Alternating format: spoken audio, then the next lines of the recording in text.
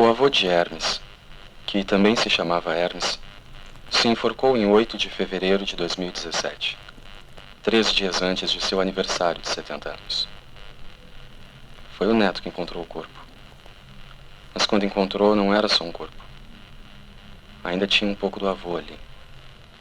Mas esse pouco não demorou muito para sumir.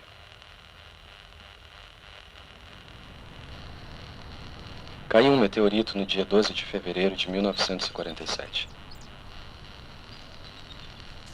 No sudeste da Rússia, que ainda era terra soviética. Era dia, e viram no céu uma luz mais forte que o sol.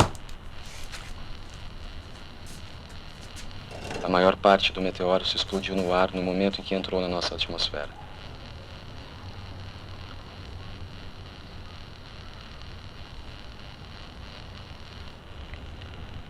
A cauda de fumaça, de 32 quilômetros, ficou no céu por várias horas depois do impacto. Daí desapareceu. Algumas horas depois, o avô de Hermes nasceu. Hermes gostava de pensar que essa coincidência tinha ligação com o gosto do avô por tudo que vinha do céu.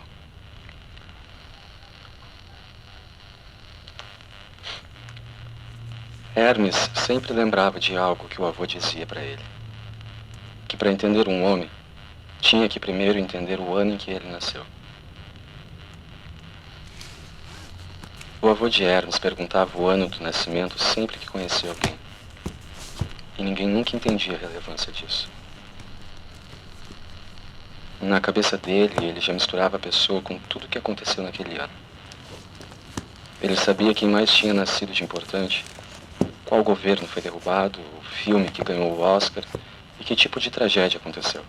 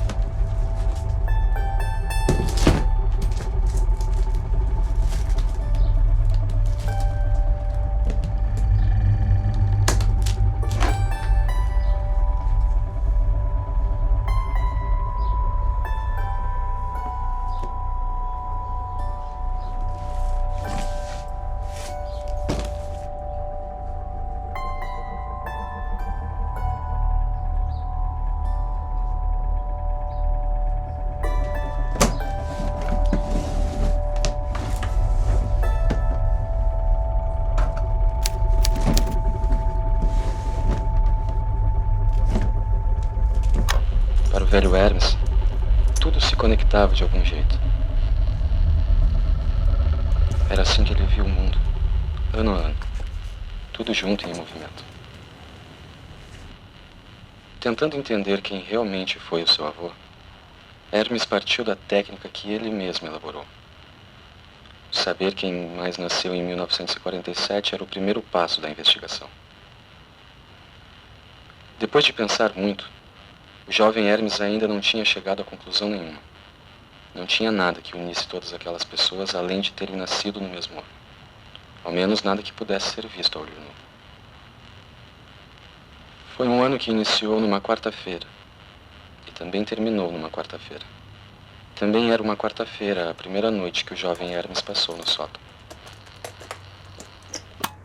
Há quanto tempo tu disse que ele estava lá em cima? Mais de um mês. Ele não está conseguindo lidar. Primeiro o pai, depois o avô, em tão poucos anos. Olha, eu te digo isso como tio, teu cunhado. Ele nunca foi, como é que eu vou dizer isso assim, que nem as outras crianças, né? Ele era muito próximo do avô. O avô se matou, ele viu o corpo, é isso. Pronto. Ele desce às vezes para tomar banho, pegar umas coisas no quarto. Que coisas? Não sei, coisas dele, livros, computador, impressora. Impressora? Teve as malas que ele levou também, com as coisas do avô. Papai deixou tudo guardado em malas. Ele nunca gostou de ser um estorvo mesmo. Hermes! Teu tio quer trocar uma ideia contigo. Filho, aparece aí, abre essa tampa. Hermes, abre isso, senão eu vou subir.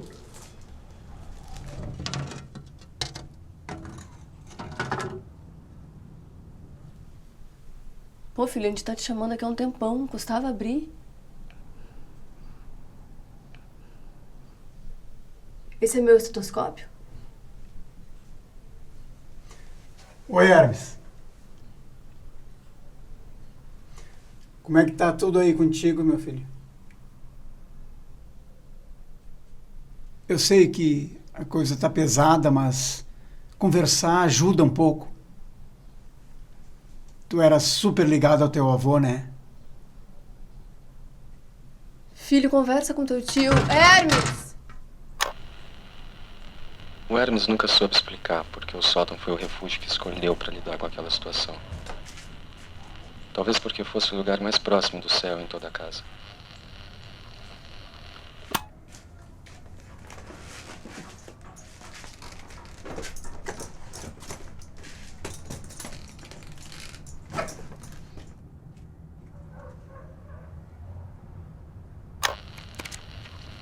O Hermes já tinha ocupado o sótão há algumas semanas, quando descobriu que o diário de Anne Frank foi publicado pela primeira vez em 1947. Anne Frank morreu com 16 anos. Um ano a mais que a idade do Hermes quando ele leu o livro.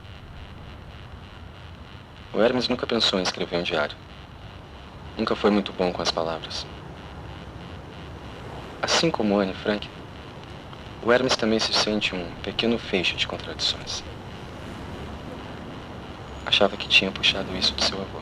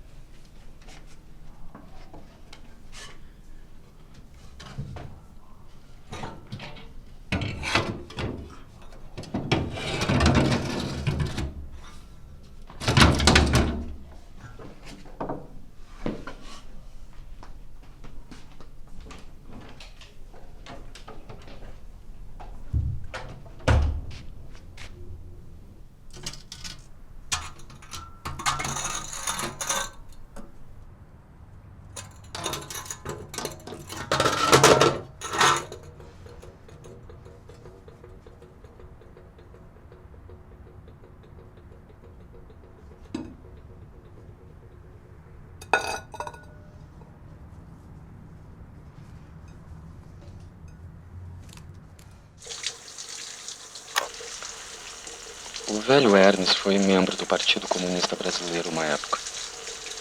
Na ditadura militar foi tenente da Marinha. Foi lá que ele aprendeu a dar nó.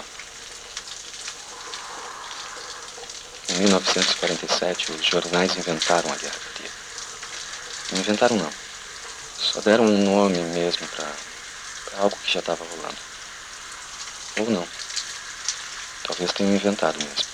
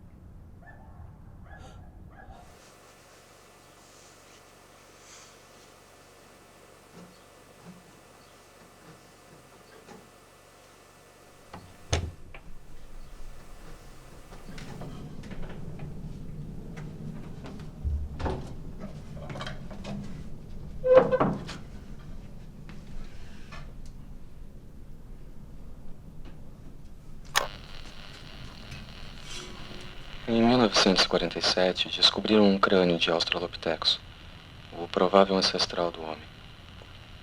Foi o mais antigo e completo fóssil encontrado até então. Em 1947, também caiu um objeto voador não identificado na cidade de Roswell, Novo México. Dizem que encontraram um extraterrestre morto no meio dos destroços. O Hermes comparou seu corpo ao do fóssil e depois ao do extraterrestre. Por um breve momento, encontrou mais semelhanças com eles do que diferenças. Mas logo que parou para pensar melhor, as diferenças predominaram.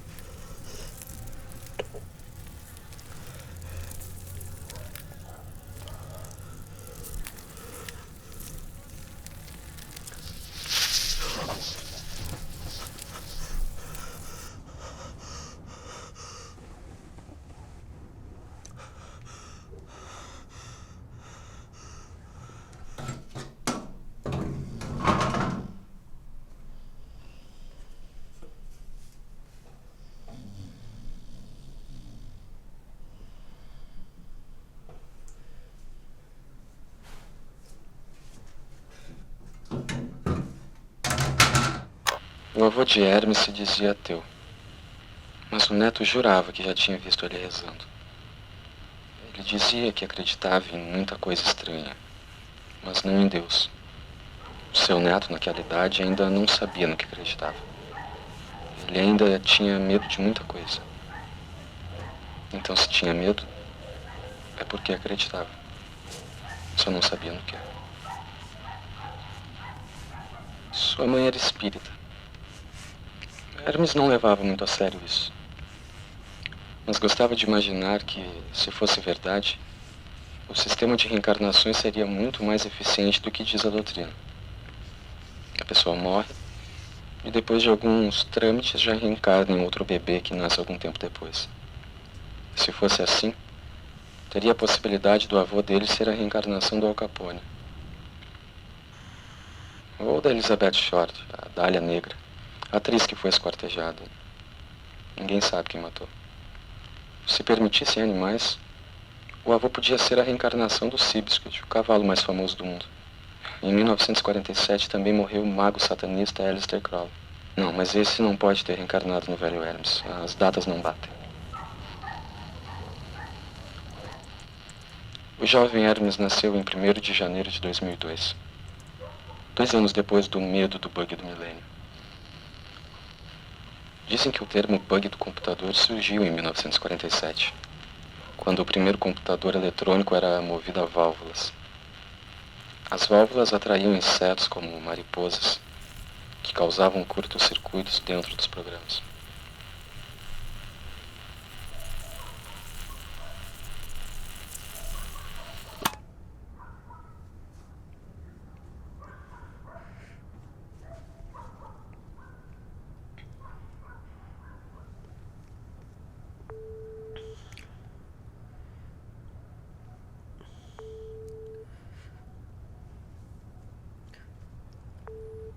Hermes, Alô, mãe? como é bom ouvir a tua voz, filho. Tá tudo bem? Mãe, eu acho que deu bug em mim. Um bug? Como assim bug, meu filho? Como assim, filho? Do que tu tá falando? Não, nada não. Filho, alô, é?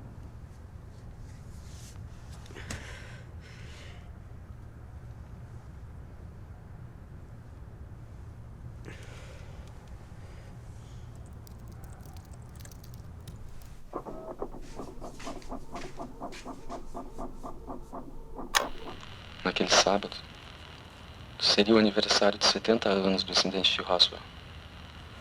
O jovem Hermes estava atento ao céu. Captain Charles G. Yeager. This airplane and this pilot are about to be the first ever to fly faster than the speed of sound in level flight. A B-29 will take the XS-1 aloft and launch her at an altitude of hatte begonnen. Schon bald hatte der sanfte Humboldt-Strom das Floß erfasst und trieb es über den Pazifik. Der starke Wind konnte das Floß leiten. Our very distinguished guest for this evening is Admiral Richard E. Byrd. The North Pole used to be a no man's land, but Quando llega a terra Venus, a fogueira de São João, eu perguntei a Deus do céu, ai, por que tamanha judiação?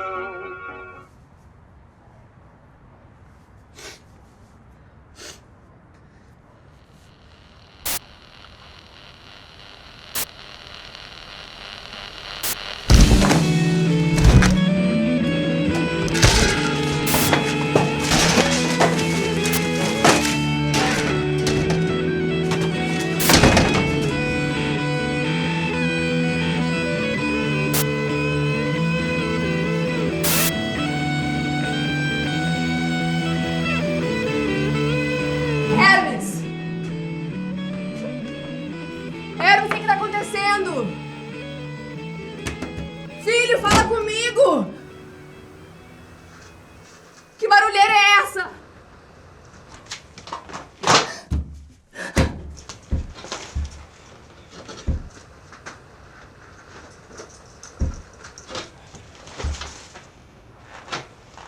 Filho, fala comigo, por favor! Não tá difícil só pra ti, Hermes.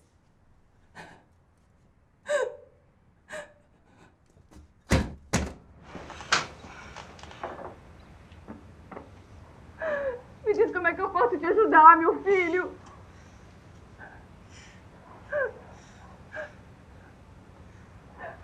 Fala comigo, por favor.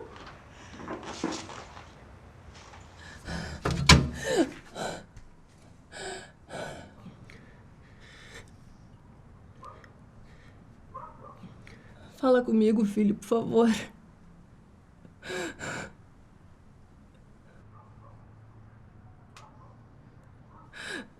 Não tem nada pra dizer.